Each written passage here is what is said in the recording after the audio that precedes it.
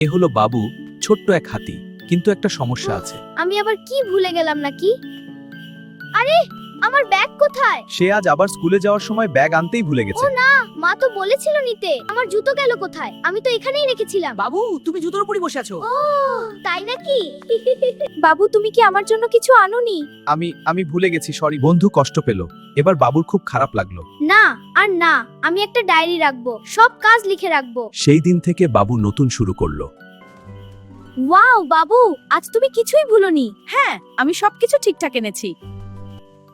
কারণ আমি এখন সব লিখে রাখি। এরপর থেকে বাবু আর কিছু ভুলে না। শিক্ষা, নিয়ম মেনে কাজ করলে ভুল কম হয়। নিয়ম মেনে কি হলে জীবন হয় সহজ।